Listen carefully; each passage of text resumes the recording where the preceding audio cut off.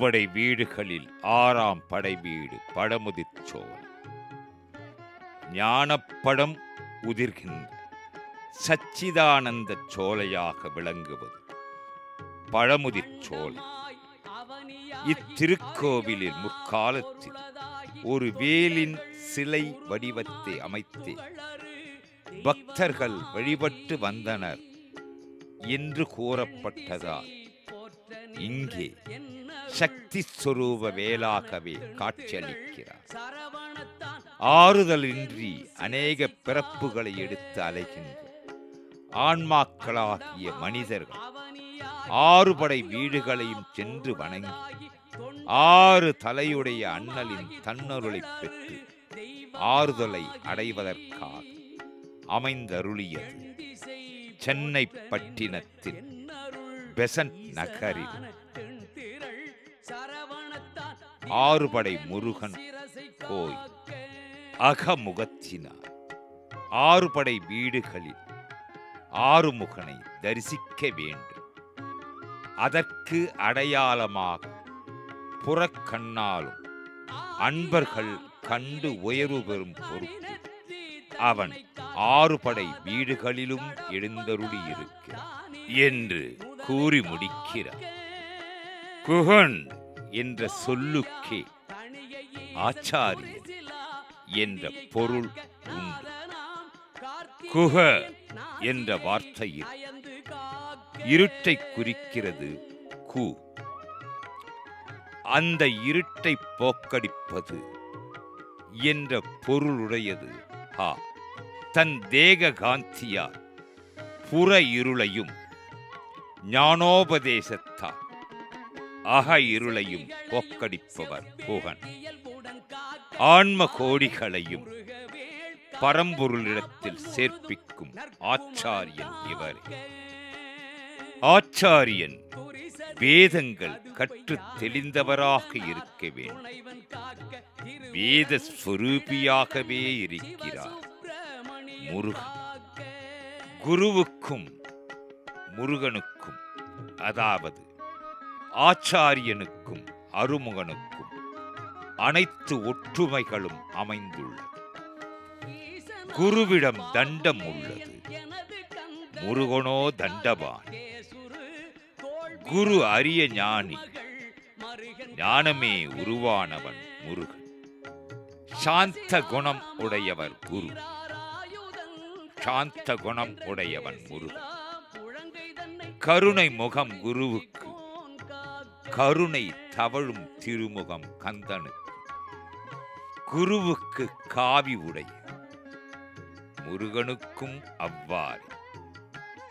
தன்னை நாடுபவருக்கு அருளுபவர் குரு, அடியார் துயர் களைபவர் ஆறுமுகன்.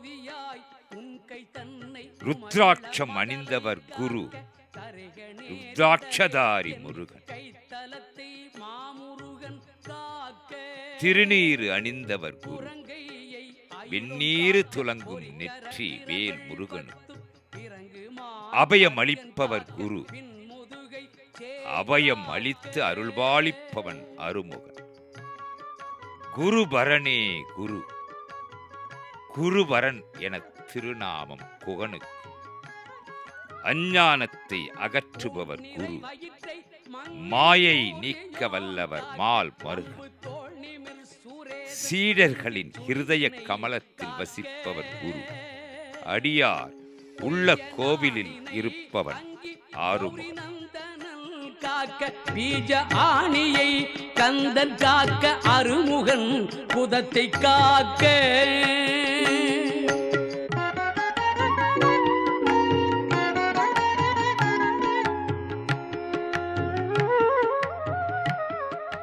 ஆடும் பரிவேல் அணிசேவரன், பாடும் பணியே பணியாய் அருள்வார். தேடும் கயமா முகனை செருவில் சாடும் தனி யானை சகோதரன். ஆனை முகத்தானுக்கு அற்புதமான சன்னதி. ஆனை சகோதரனுக்கு 6 படை வீடு. ஸ்ரீ வல்லப கணபதி. நேருடை பரடிரண்டும் நிகழ் பரங்கிரியன் காக்க சீரிய குதிக்கால் தன்னை திருச்சோலை மலையன் காக்க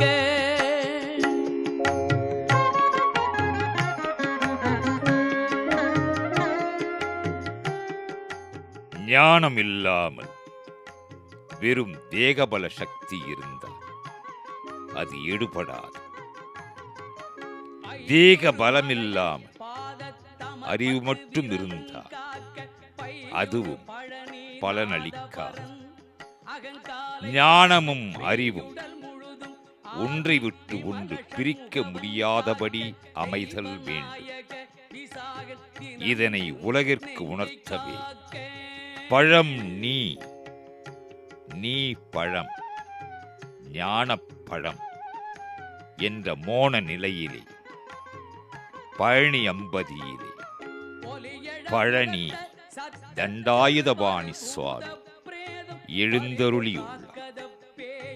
ஆண்டி என்றாலும் அரசன் என்றாலும் அனைத்தும் அவனுக்கு சம்மதம். அதன் காரணமாகத்தான் ஆண்டி கோலத்திலும் எழுந்தருளியுள்ளான், அரச கோலத்திலும் அருள் புரிகின்றான். பழனி மலையினிலே, அந்த பழனி மலையினில் சூரபன்மனுக்கு போர் பயிற்சி அளித்த அசுரன் இடும்பன். இடும்பன் அசுரனாக இருந்தால் தெய்வ பக்தி உள்ளவன், நல்ல எண்ணம் கொண்டான். அவனுக்கு சூரபன்மன் தன்னிடம் பெற்ற வல்லமையை அதர்ம வழியில் பிரயோகிப்பதை உணர்ந்தான். சூரபன்மனை விட்டு பிரிந்தான். பொதிகை மலையில் அகத்திய மாமுனிவர் தவத்தில் ஈடுபட்டிருந்த போது அவருக்கு சீடனாக அமைந்து பணிவிடை செய்து வந்தார். அவனது பக்தியை கண்டார் அகத்தியர். திருக்கயிலாய மலையைச் சார்ந்த சிவகிரி, சக்திகிரி இந்த இரு மலையையும் தனது வழிபாட்டுக்கு கொண்டு வர பணித்தார். இடும்பனும் அவர் மனைவி இடும்பியும் திருக்கயிலாயம் சென்றனர். இரண்டு சிகரங்களையும் ஒரு பெரும் பிரம்மதண்டத்தின் இரண்டு புறமும் தொங்கவிட்டு காவடியால் அதனை தோளில் சுமந்து வந்தனர். இந்த இரண்டு சிகரமும் கந்தவேலுக்கு சொந்தமாக உள்ள கந்தமலையை சார்ந்ததால் கண்ணுற்றான் கந்த கடவுள் இடும்பனுக்கு அருள் புரிய திருவுளம் பூண்டான். திரு விளையாடலை துவக்கினான். அதன் காரணமாக இடும்பனுக்கு வழி தவறி எப்பக்கம் சென்றாலும் திரும்ப திரும்ப புறப்பட்ட இடத்திற்கே வந்து சேர்ந்தான்.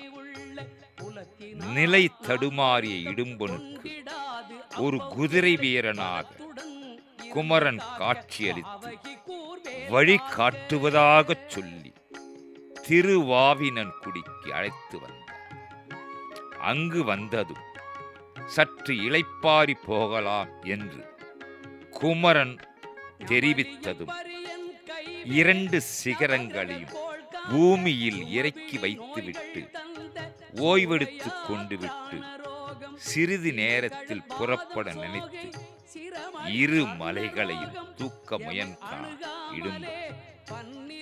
முருகனின் லீலையால் அவைகளை தூக்க இயலவில்லை. இரண்டு மலைகளும் நிலைத்து விட்டன பூமியில். அதிர்ச்சியுடன் அந்த மலையின் உச்சியை பார்த்தான். ஒரு பாலகன் கோவனாண்டியாக சிரித்துக் கொண்டே இருந்தான். அவனே தண்டாயுதபாணி. அதை அறியாத இடும்பன் தண்டாயுதபாணியை தாக்க முயன்றான். மறுகணமே உயிரிழந்து உணர்விழந்து வீழ்ந்தான். இடும்பனின் மனைவி இடும்பி கதறி அழுதார். அகத்திய முனிவருக்கு ஞான திருஷ்டியில் நடந்தது தெரிந்ததும் ஓடி வந்து முருகனை வேண்டினார். அகத்தியரின் வேண்டுகோளை ஏற்று இடும்பனை உயிர் கொடுத்து எழச் செய்ததோடு தமக்கு காவல் தெய்வமாக திகழும் பேற்றினையும் அருளினார் தண்டாயுதபாணி சுவாமி. இடும்பன் சிவகிரி சக்திகிரி சிகரங்களை காவடி போல் எடுத்து வந்தது போல் தன்னை வணங்கும் பக்தர்கள் பால் மலர் போன்றவற்றை காவடியில் வைத்து தோளில் சுமந்து வருபவர்களுக்கு நற்பலன்களையும் கேட்ட வரங்களையும் அளிப்பதாக உறுதி கூறினார். அதன் பிறகுதான் கந்தனுக்கு காவடி எடுப்பது பக்தர்கள் வழக்கமாக கொண்டாடினார். பழனி தண்டாயுதபாணி சுவாமி.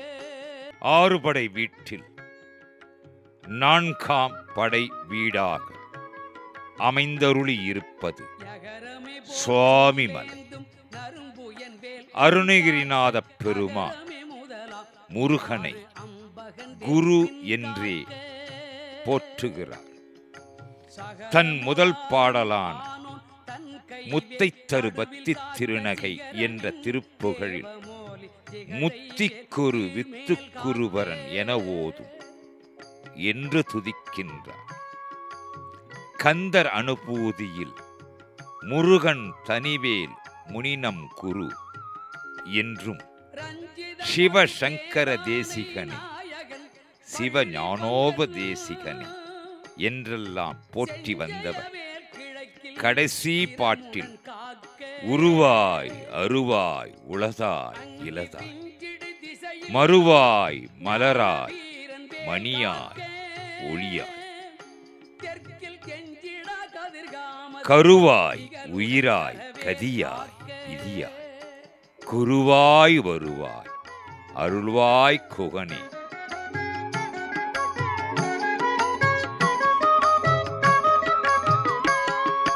அருமுகப் பெருமானின் 6 படை வீடுகள் குன்றுதோராடல் என்பது ஒரு பதிவு. குன்றிருக்கும் இடமெல்லாம் குமரன் இருப்பான். அவ்வாறே தணிகையிலும் எழுந்தருளியுள்ள திருத்தணி திருமுருகப் பெரும் ஜீவாத்மா பரமாத்மாவை விட்டு பிரிந்து 5 இந்திரங்களாகிய வேடர்களிடம் அகப்பட்டு கொண்டு வளர்ந்து தன்னை இன்னாரென்றும் தான் எங்கிருந்து வந்தோம் என்றும் எவரை சேர வேண்டும் என்றும் தெரியாமல் வருந்தியது. இந்த ஜீவாத்மாவே வள்ளி செல்வச் சீமாட்டியான தெய்வ யானையையும் எளிய வேடர் குலத்தில் உதித்த வள்ளியையும் திருமணம் செய்து கொண்டது. பக்குவமடைந்த ஜீவனையும் பக்குவமடையாத ஜீவனையும் இறைவன் சமமாக கருதி அருள் புரிவார் என்பதை உணர்த்துகிறது இரு மனைவியர் தத்துவம். தலைநகர் சென்னையில் 6 படை முருகன் கோயில் அமைந்ததற்கான ஒரு தல வரலாறு பதிவு செய்யப்பட்டுள்ளது. நகரத்தாரால் மட்டுமே கருங்கற்கோவில்கள் கட்ட முடியும் என்ற மாபெரும் நம்பிக்கையுடன் 1985ஆம் ஆண்டில் 6 படை சுப்பிரமணிய சுவாமிகளுக்கு ஒரே சுற்று சுவற்றுக்குள் 6 திருச்சன்னதி அமைத்து ஒரு நூதன கற்கோவில் ஓசையின்றி கட்டப்பட்டு கும்பாபிஷேகமும் நடைபெற்றது. ஓம் புகழ்முனி பதையே நமோ நம. 1985ஆம் ஆண்டு தமிழகத்தின் மாண்புமிகு முதலமைச்சர் பொறுப்பிலிருந்து பாரத ரத்னா டாக்டர் எம்ஜிஆர் அவர்கள் காஞ்சி தவமுனிவராம் மகா பெரியவரின் ஆணையை ஏற்று சென்னை பெசன்ட் நகர் கடற்கரையோரம் 21 கிரவுண்ட் நிலம் சாசனம் செய்து கொடுத்தார்கள். பதயே நமோ நம. ஓம் அஸ்திரபதயே நமோ நம. ஓம் சஸ்திரபதயே பிரம்மண்யம் நிலைக்க சுப்பிரமணியம் என்ற தெய்வம் தோன்றியதால் வேத வியாச பகவான் ஸ்காந்த புராணத்தில் கூறுகிறார். அந்த சுப்பிரமணியம் அகிலத்திற்கு சொந்த சுப்பிரமணியனாக அமைந்திருக்கும் திருக்கோயில் ஆறுபடை வீடு முருகன் கோயில். இந்த தேகத்திலுள்ள 6 அறிவும் ஒருங்கே சேர்ந்த சுத்த விவேகம் என்பதையும் ஷண்முகம் என்பர். ஆராதாரங்களிலுள்ள 6 பிரகாசத்தையும் ஷண்முகம் என்பர். நமோ நம. சர்வ தத்துவங்களினது அந்தத்தில் உண்மணிக்கப்பால் சாந்த நிறைவால் உள்ள ஆறுதலாகிய சுத்த ஆன்ம அறிவாக உள்ள உள்ளமே சுப்பிரமணியம். ஸ்ரீமத் பாம்பன் குமர குருதாச சுவாமிகள் சுப்பிரமணியனை சுப்பிரம தற்பவேர் திருத்தணிகை வெற்பிலுரை சுப்பிரமணியம் பிரம்மம் ஆதலின் ஜோதியா என்கிறார். ஓர் உடலில் 6 நிலை.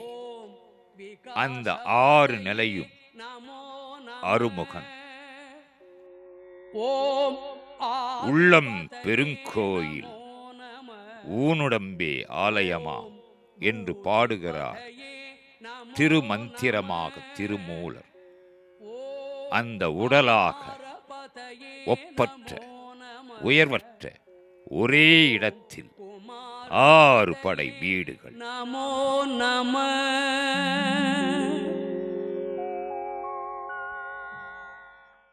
சீடர்களின் ஹிருதய கமலத்தில் வசிப்பவர் குரு.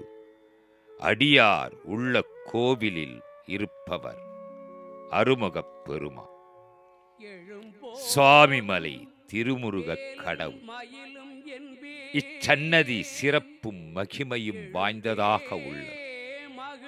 பரவசமூட்டும் நிலையிலே யோக குருநாதரால் 6 அடி உயரத்தில் கம்பீரமாக தோற்றமளிக்கிறார் திருமுருகப் பெருமான்.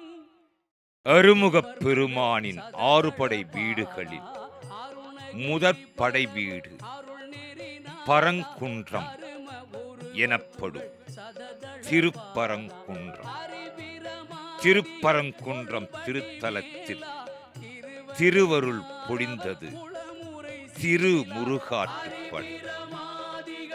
சிவபக்தர் நக்கீர் பரமனை எதிர்த்து வாதம் செய்த பாபம் நீங்க பரங்குன்றத்தில் தவம் இயற்றினார். அருகிலிருந்த குளத்தில் இலை ஒன்று பாதி மீனாகவும் மீதி பறவையாகவும் இருந்ததைக் கண்டு அதிசயித்தார். அதனால் அவரது தவம் கலைந்தது. அந்த நேரத்தில் பூதம் ஒன்று சிவ வழிபாட்டிலிருந்து தவறிய 999 பேரை சிறைபிடித்திருந்தது. நக்கீரரின் தவம் கலையவும் அவரையும் சிறைபிடித்தது. பூதத்திடம் சிக்கியவர்களை காப்பாற்றுவதற்காக திருமுருகாற்றுப்படையை பாடினார் நக்கீரர். அருமுகப் பெருமான் அருட்காட்சி அளித்து பூதத்தை சம்ஹாரம் செய்து தனது வேலால் குகையை தகர்த்தார். அனைவரையும் காத்தருளினார். அவரே குகப்பெருமானாக அமைந்தருளினார். அவ்வாறான புகழ்பெற்ற திருப்பரங்குன்றம் ஆறு படை வீடு முருகன் கோயிலிலே அமைந்தருளி தெய்வானையை மணமுடித்த கோலத்தில் திருப்பரங்குன்றம். அத்திருமண திருநாள் பங்குனி உத்திர திருநாளில் உன்னத பெருமானின் திருமண நாளை பெருவிழாவாக எடுத்து ஒவ்வொரு ஆண்டும் இங்கே மாபெரும் வைபவமாக கொண்டாடப்படுகின்றது. ஐயனே அரசே போற்றி, அருமறை பொருளே போற்றி, துய்யனே துணையே போற்றி. ஆழாழி ஓரம் அமர்ந்துள்ள கந்தன் எங்கள் ஏழேழு பிறவிக்கே காப்பு. அலையொளி கேட்கும் அமரர்தம் வேத கலையொளி ஓங்கும் கலை செந்தில் எனும் திருச்செந்து திருவருள் பொழிந்தருளும் திருமுருகப் பெருமாள் ஆறு படை வீடுகளில் இரண்டாம் படை வீடு மயில் தத்துவம், சேவல் தத்துவம், வேல் தத்துவம் ஆகிய மூன்று தத்துவங்களையும் முதன்மையாக்கிய முதல் வீடு என்று போற்றுவது சாலச் சிறந்தது. 1008 அண்டங்களையும் ஆட்டிவிக்கும் சூரபன்மன் ஆணவ மல உரு. அவனுடைய முதல் தம்பி சிங்கமுகன் கண்ம மல உரு. அவனது இரண்டாவது தம்பி தாரகன் மாயா மல உரு. அவனது தங்கை அஜமிகி திரோதாயி மல உரு. அதாவது நல்லது செய்வது போல் தீயது செய்யும். தேவாதி தேவர்களை காத்தருள சிவபிரானின் ஆணையின்படி திருச்செந்தூரில் படைவீடு அமைத்தார் திருமுருகன். சிக்கலில் வேல் வாங்கி செந்தூரில் சூரசம்ஹாரம். அம்பிகை அருமுகனுக்கு அளித்த ஆயுதம் சக்தியாய் அகங்காரத்தையும் அஞ்ஞானத்தையும் அழிக்க உதவுவது ஞானம். அந்த ஞானமே சக்தி ஆயுத உருவம். வேலவனின் வேல் வெற்றி வேல். வேலாயுதத்தை கண்டு நிலை குலைந்த சூரபன்மன் மாமரமாக உருமாறி நின்றார். மாமரத்தை ஊடுருவியது வேலவனின் வேல். அதனை இரு பிளவாக்கியது அந்த வேலாயுதம். பிளவுபட்ட உடல் ஒன்று சேவல், மற்றொன்று மயில். ஆணவமலம் அழிந்ததால் மயிலையும் சேவலையும் தனது வாகனமாக வெற்றி கொடியாக ஏற்றருளினான் போற்றுதலுக்குரிய முருகப்பெருமான். திருமுருகப் பெருமான் சூர சம்ஹாரம் நிகழ்த்திய நன்னாள் சுக்லபக்ஷம் வளர்பிறை சஷ்டி. பிரதமை முதல் சஷ்டி திதி முடிய 6 நாட்களும் 6 படை வீடு முருகன் கோயிலிலே கந்த சஷ்டி விழா அமோகமாக அமைந்தருளுகின்ற. எதிர்மறை வினைகளையும் எதிரிகளையும் சம்ஹாரம் செய்பவன் திருமுருகப் பெருமான். 6 படை வீடு முருகன் கோயிலிலே திருச்செந்தூர் சன்னதியிலே தரிசனம் செய்கின்ற பக்தர்கள் எதிரிகள் மாழ்வர் என்பது உண்மை.